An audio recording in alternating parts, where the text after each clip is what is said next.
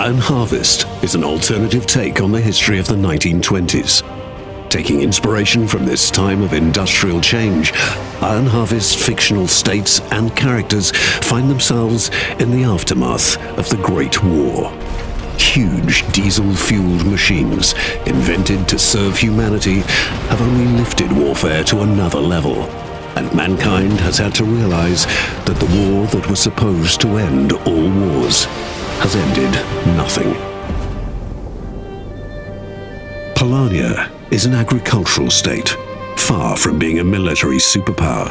It found itself invaded by the massive military forces of its neighbors, Saxony and Rusviet. Occupied by both, the Polanian government settled for an unfavorable armistice, leaving its population nearly defenseless. The Polanian people, however, are far from giving up the fight for their homeland.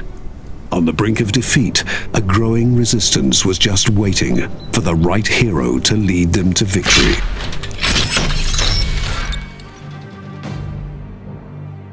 The Polanian rebels are split into several resistance cells and are fighting an unconventional war against the heavily armed forces occupying their homelands. This leads to very special troop characteristics. The Polanian mech lineup shows significant differences compared to the enemy troops. Having neither the technology to equip them with superior weaponry nor the necessary resources to give them heavy armor, the Polanian troops specialized in speed when entering the battlefield. With its long legs and relatively light frame, the PZM-7 Smiley is one of the quickest mechs in the game.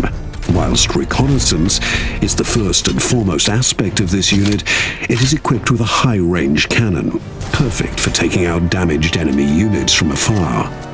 If the Smiley finds himself in the undesirable situation of close combat, the engineers have equipped him with one last resort: a huge bayonet. By putting himself at high risk, the Smiley is capable of inflicting heavy damage with a high-speed ram attack. Staying within the mindset of building a lightweight, quick meat grinder, we'll take a look at the PZM-9 Strasnik next.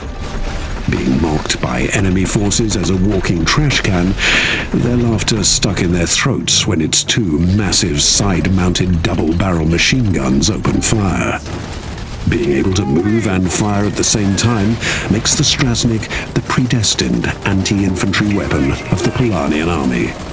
Its bullet storm ability increases the mech's fire rate and showers nearby enemies with deadly projectiles. A high-risk, high-reward maneuver, because after this massive attack, the heavy MGs need a few seconds to cool down. Unmatched in its unique combination of speed and heavy armor is the latest stroke of genius of the Polanian engineers, the PZM-16 Soth. This troop carrier does not sacrifice speed to vulnerability and is as fast moving backwards as it is forwards. The infantry it is carrying makes it a powerhouse against enemy infantry or armored units. Equipped with a roof-mounted 360-degree mortar, it inflicts damage on a wide radius around it. Even more so when it switches to stationary mode and boosts its defenses and combat strength. But sometimes it's not the heavy-stomping, devastating, raw power of a war machine that's the right man for the job. They call her the Polanian Joan of Arc, Anna, a young Polanian freedom fighter. On the battlefield, she can be both scalpel and broadsword. With her long-range sniper rifle, she can take out enemy infantry units one by one, or as a group, using piercing ammo. If the enemy soldiers get too close, her pet bear Wojtek will rip them apart. The situation is bad, and is about to get even worse for the Polanian people.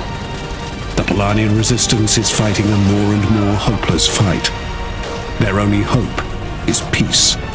But there are hidden powers trying to refuel the conflict and reignite